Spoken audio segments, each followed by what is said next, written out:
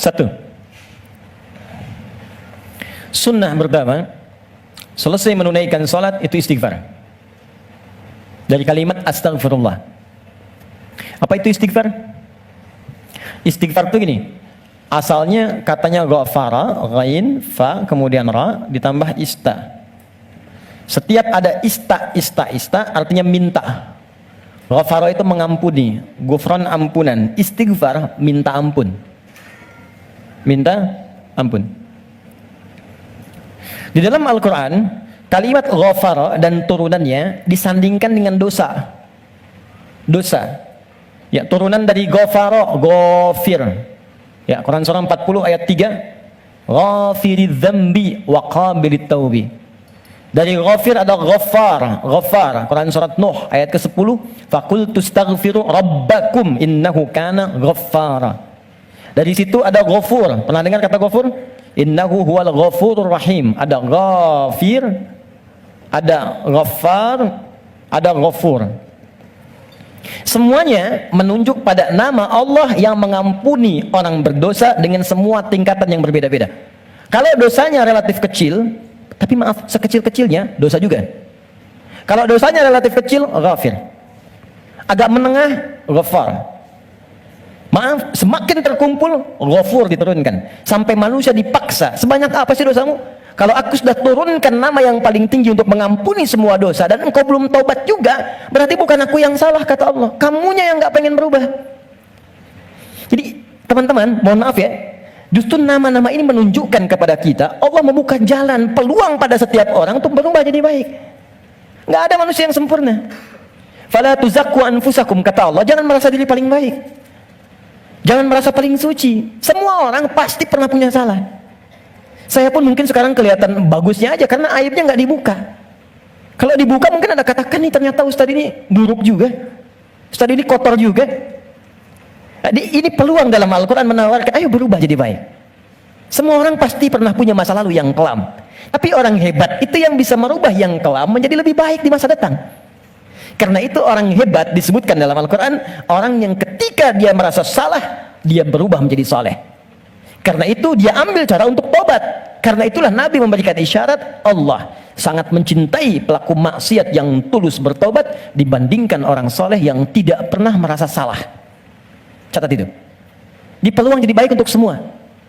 Di teman-teman pun kalau ada yang ingin ta'lim, jangan dilihat siapa dia. Oh dia ini, dia itu. Mungkin bergabung, barangkali dia lebih soleh dari orang yang pernah datang sebelumnya. Datang, rangkul, doakan. Insya Allah jadi baik. Ini turunkan. Tapi yang paling menarik teman-teman sekalian, nah fungsi istighfar yang pertama, kita minta ampun, artinya ada dosa. Dosa apa yang terjadi pertama kali pada orang yang baru selesai sholat? Kata para ulama, jangan berpikir yang besar-besar dulu. Mungkin dosa besarnya yang pertama kali terjadi pasca sholat, dosa yang harus ditutup dengan istighfar itu, dosa kurang khusyuk dalam sholat. Waktu diminta sholat khusyuk kan? Kata Allah suruh khusyuk kan? Wasta'inu bisabri wassalah wa innaha lakabiratun illa 'alal khasyin. Ayo salat, salat yang khusyuk. Hafidhu 'ala salati wa salatil wusta wa qumu lillahi qanitin. Quran surah kedua ayat 238. Kata Allah, kalau kamu salat yang khusyuk ya. Tapi berapa banyak dari sekian salat yang khusyuk? Bahkan baru takbir sudah kurang khusyuk. Allahu akbar, katanya Allah yang akbar. Katanya Allah yang besar. Tapi kok tiba-tiba pekerjaan jadi besar? Update status jadi besar. Ya. Media sosial jadi besar, kendaraan jadi besar. Allahu Akbar ingat mobil, Allahu Akbar ingat IG, Allahu Akbar ingat Facebook. Berarti kan sudah keluar dari konten kehusyuan, kan? Nah, kita bisa tutupi. Jadi yang kurang-kurang dalam salat itu, salah satunya diampuni oleh Allah kekurangan itu dengan istighfar. Jadi istighfar yang pertama kita lakukan bisa menutup kekurangan-kekurangan dalam salat yang kita kerjakan. Jadi kalau ada yang kurang khusyuk dalam salat, selesai itu dengan istighfar kita. Astagfirullah, astagfirullah, astagfirullah. Paham sampai sini? Oke, satu. Dua, bagaimana bacaannya?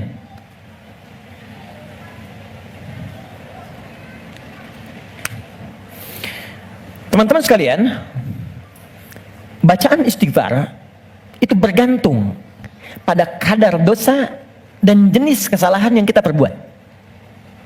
Misal, kalau yang standar tadi, ini kan standar. Ingat cara membaca hadis Nabi itu begini, jangan pakai terjemahan. Lihat dengan ilmunya. Ini kalau Nabi katakan ini bukan berarti harus begini saja, kalau yang lain tidak. Bukan. Kumpulkan dulu semua referensinya, baru kita lihat. Yang tadi, yang singkat, itu bacaan standar. Astagfirullah, astagfirullah, astagfirullah. Itu standar. Standar kita baca untuk menutupi kekurangan dalam sholat. Tapi kalau kita ingin memohon kepada Allah dengan istighfar itu real, nyata, menggugurkan dosa yang kita kerjakan, maka coba oleh antum diingat dulu, punya jenis dosa apa yang kita kerjakan dalam kehidupan. Ya, saya beri contoh 3 dalam Al-Quran. Supaya nggak terlampau banyak ya. Dosa standar. Dosa standar. Apa dosa standar itu? Ya standarnya memang sering berdosa. Contoh, mata fungsinya apa? Oh kan? Lupa kan? Oh, kalau sudah lupa suka nggak ingat memang. Mata itu untuk kita bukan melihat, tapi melihat yang baik-baik. Ingat, melihat yang baik-baik. Teruskan kalimatnya, kalau melihat saja semua dilihat. Tapi ketika Anda ikutkan melihat yang baik, berarti ada yang boleh dilihat, ada yang tak boleh dilihat. Yang baik itu yang dilihat. Ketika mata melihat yang tak baik, berarti salah. Kalau salah, berpeluang dosa. Gambar tak baik, nggak boleh dilihat. Tayangan tak baik, nggak boleh dilihat. Digi, maaf sekali kalau kurang menyenangkan kalimatnya, tapi karena saya sayang dengan Anda. Saya sayang, saya khawatir nggak bisa berjumpa di suatu saat nanti. Dan saya nggak tahu saya pun di mana. Tapi karena saya sayang pada Anda, saya sampaikan kalimat ini. Kalau dipandang saya nggak boleh, apalagi dilakukan?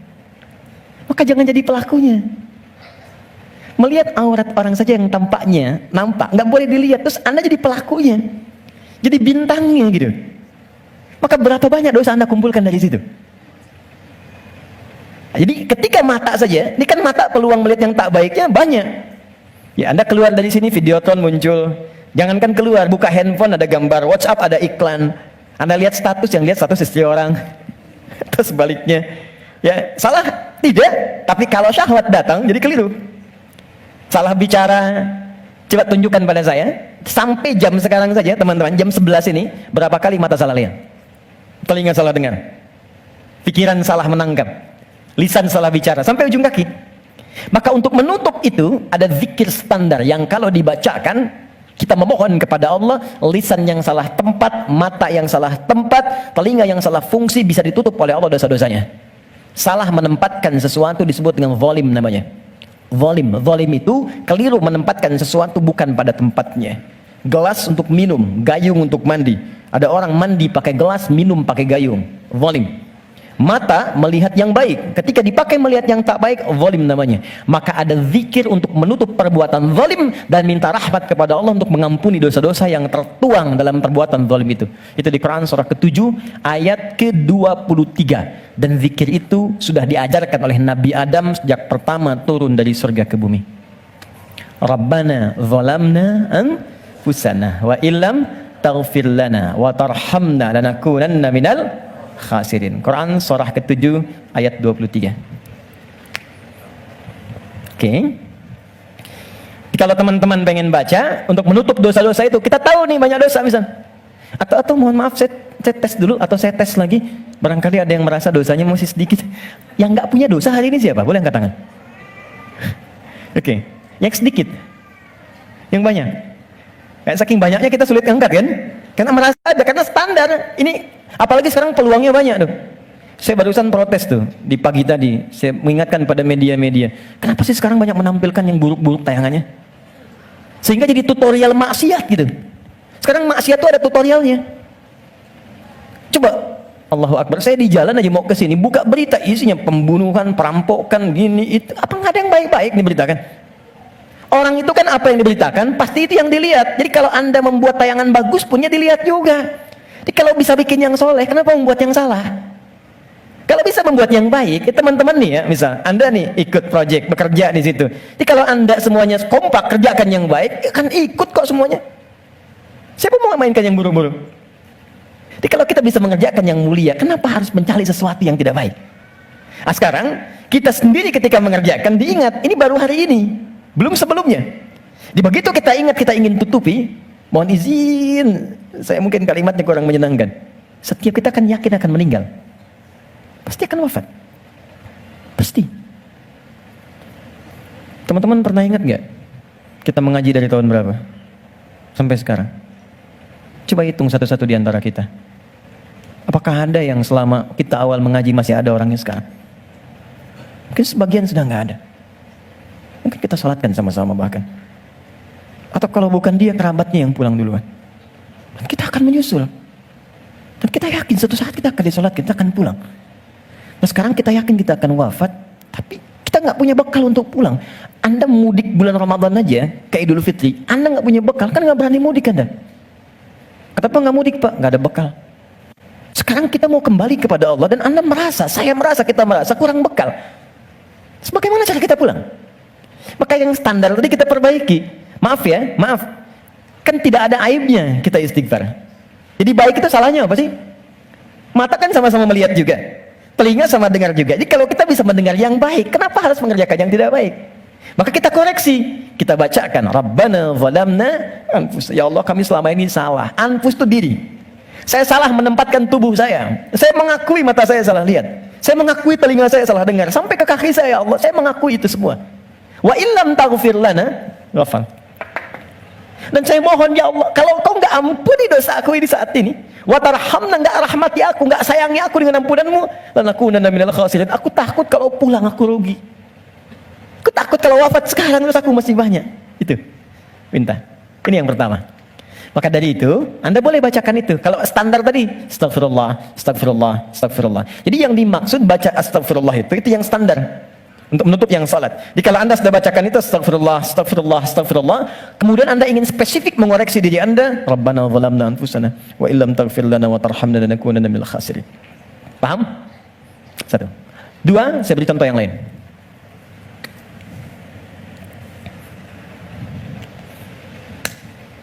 Ada zikir istighfar yang terkait dengan kurang sabarnya saat mendapati ujian.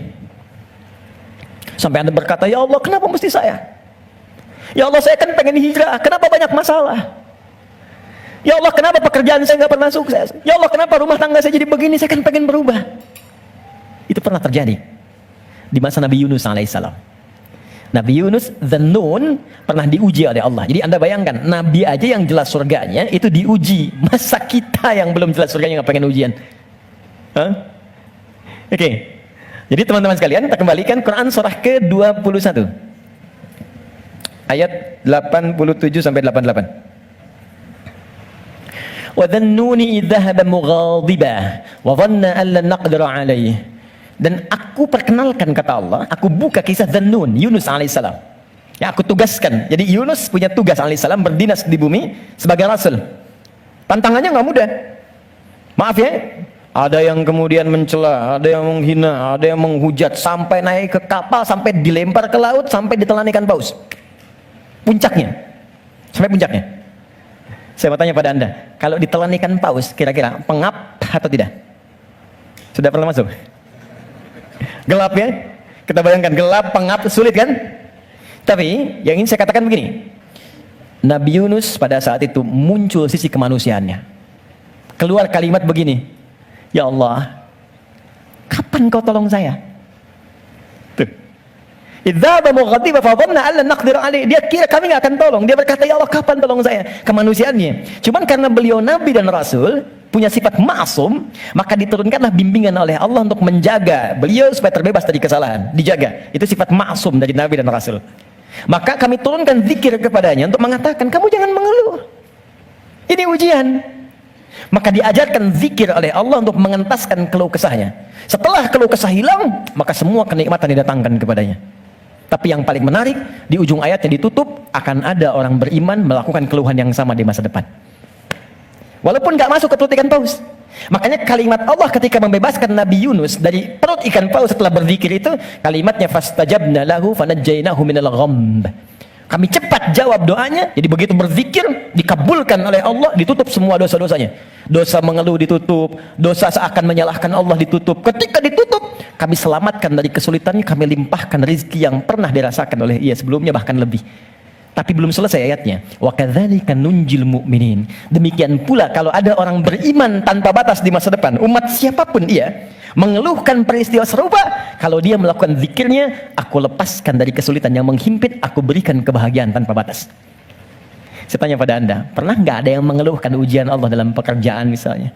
Di rumah tangga, ya Allah kenapa mesti saya? Ya Allah why me? Kata Allah why not? Ya Allah kapan ini berakhir? Sebentar lagi. Ya Allah, ya Allah, ya Allah kenapa saya? Ya Allah saya kan pengen baik. Udah pengen hijrah bagus, datang ke masjid tampilan bagus, sendal paling bagus, pulang hilang sendal. Ya, ada aja gitu kan? Dan kita menuntut. Ya kata Allah tuh, kamu ini bagaimana? Nabi dulu aja diuji. Tapi Allah turunkan zikir untuk menghilangkan itu semua. Sebelum sampai pada zikirnya, teman-teman sekalian, Allah turunkan standar menghadapi ujian semacam ini. Ini pernah saya sampaikan sebelumnya. Jadi untuk menguatkan teman-teman dan saya serta kita semua, di standar ujian itu begini. Dan banyak kata Allah gagal melewati ujian itu bukan karena kurang pintar, tapi nggak belajar cara melewatinya. Saya bikin persamaan sebentar ya. Di situ aja, nggak apa, nggak. Saya tahu mana yang saya harus dihapus. Mana coba? Nah, saya tunjukin. Antum di situ dulu, lihat dulu. Ya, saya tunjukin ya. Bismillah. Karena antum yang orang pertama saya tes nanti. Insya Allah. Yang ini dulu. Ini tidak. Jazakallah khair. Kalau mau dipegang, boleh. Pegang dulu aja. Lihat sini. Saya bikin persamaan begini. Saya tanya dulu. Mau masuk surga? Masya Allah, Alhamdulillah. Surga punya persamaan. Mau dekat dengan Allah? Alhamdulillah, Masya Allah. Dekat dengan Allah. Baik. Mau dapat ujian? Kok jadi lemas?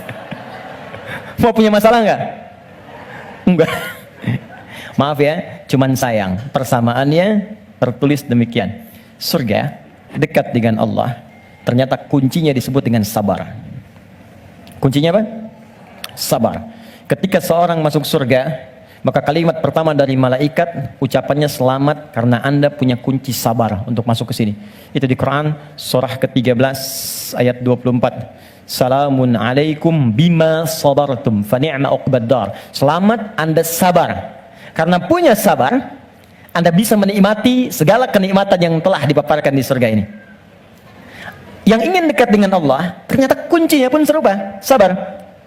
Dalilnya Quran, surah kedua, ayat 153. Innallaha ma'as sabirin. Allah bersama orang-orang sabar. Di saya membuat persamaan begini, surga sama dengan dekat dengan Allah, sama dengan sabar. Sekarang, persamaan sabar dalam Al-Quran, sabar bersanding lurus dengan ujian. Dengan masalah. Ujian.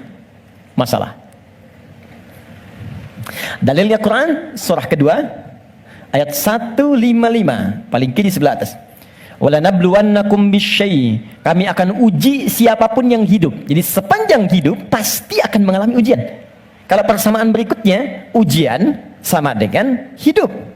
Jadi kalau kita baca persamaan secara terbalik, orang hidup pasti mendapat ujian. Persamaan terbaliknya, orang yang tidak ingin dapat ujian sama dengan tidak ingin hidup. Nah, sekarang saya tanya lagi, siapa yang tidak ingin punya masalah? Boleh angkat tangan? Terus Anda maunya apa?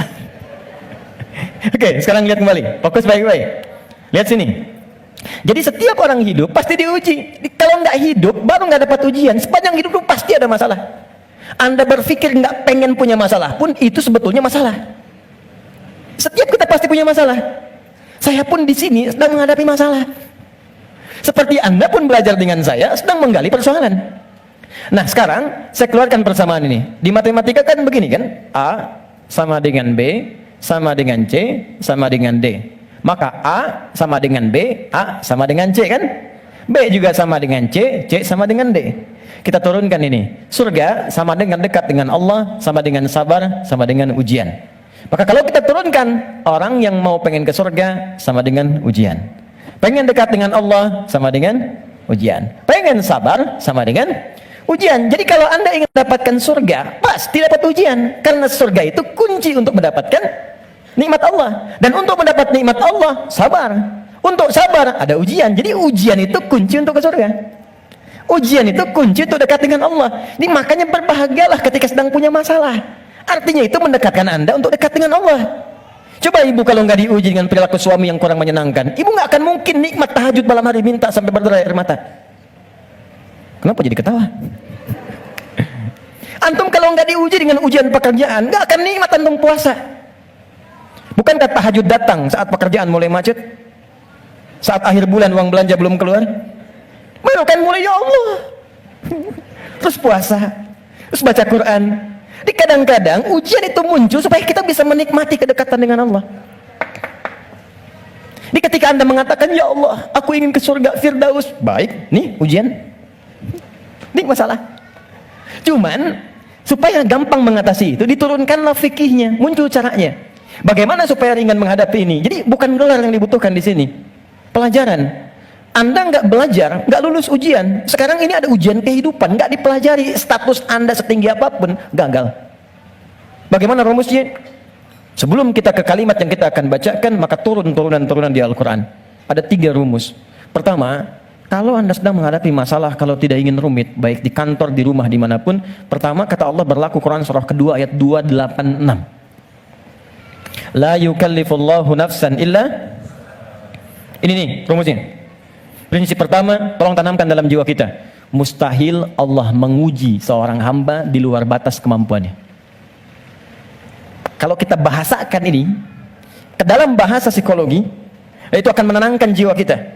Kalau Anda sedang diuji, katakan, kata Al-Quran, bisa, mampu. Karena mustahil Allah menguji kalau Anda nggak mampu. Teman-teman maaf ya, yang mampu itu Anda, bukan saya. Ketika Anda punya masalah sebesar apapun sekarang, Anda mampu, saya tidak. Karena itu Anda yang diuji, bukan saya.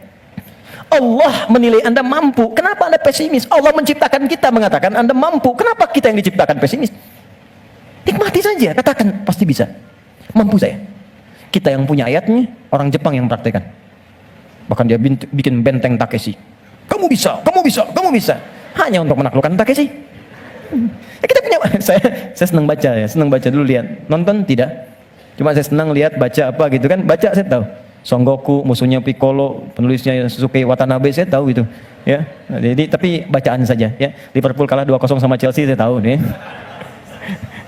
Nah, balik sini. Kembali ke awal tadi. Jadi ya itulah ujian. Kita mampu. Yang kedua, rumus kedua, Quran surah kedua Al-Baqarah di pertengahan ayat. Ya, yuridullahu bikumul yusra wala yuridu bikumul usra. Paling gampang al-insyirah, inna ma'al usri. Itu secara psikologis itu akan menguatkan kita. Dikata Allah, kalau engkau sedang punya masalah, katakan pada dirimu, pasti mudah. Pasti ada solusinya. Kalau diri kita begitu, itu akan ringan menghadapinya. Maaf ya, dibandingkan Anda menulis status, nggak akan selesai. Ternyata kamu tidak seperti yang aku kira.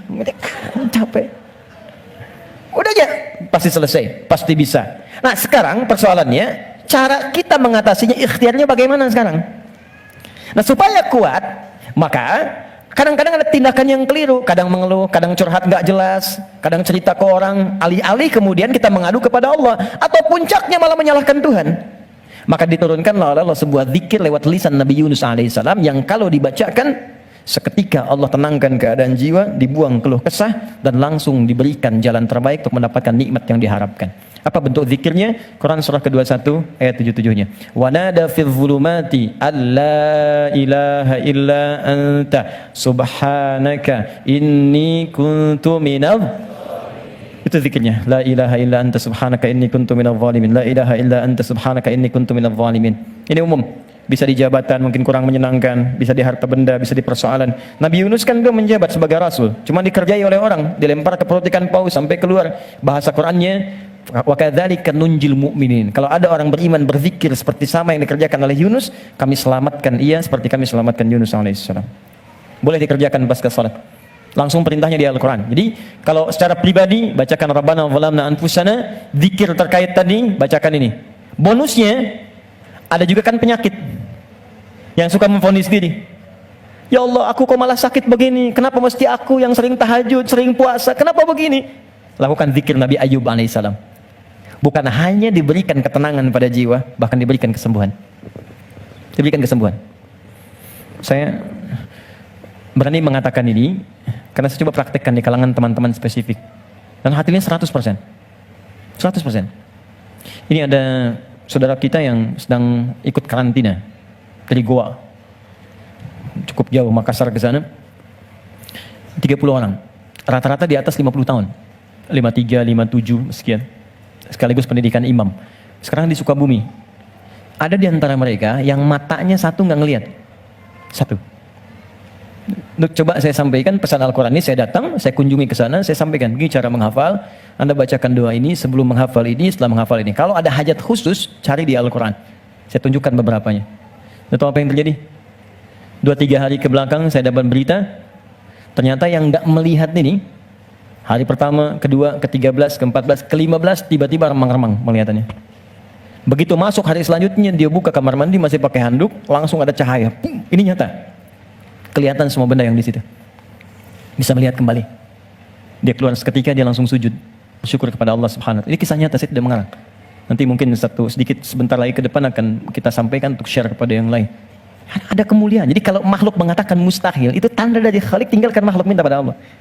Nah, ada zikir Nabi Ayub alaihissalam untuk menghilangkan keluh kesah ketika sakit. Itu di Quran surah ke-21 ayat 83 sampai 84. 84 jawabannya. Wa ayyuba idznada rabbahu, zikirnya anni massaniya dhurru wa anta arhamur rahimin. Allahumma anni massaniya dhurru wa anta arhamur rahimin. Ya Allah, penyakit ini sudah mengganggu saya, melukai saya, sedangkan Kau yang paling sayang kepada saya. Kalau yang paling sayang saja tidak menyembuhkan saya, kepada siapa lagi saya mesti meminta? Oke, jadi itu ya. Itu zikir pasca salat. Kalau ingin standar, silakan. Astagfirullah, astagfirullah, astagfirullah. Allahumma antas salam, minkas salam, tabarakta ya dzal jalali wal ikram. Kalau ada kebutuhan tertentu, silakan pilih. Ya, sesuai dengan standarnya. Kalau tobat umum dengan ini ingin dipanjangkan, silakan. Astagfirullahalazim, alladzi la ilaha illa huwal hayyul qayyum wa atubu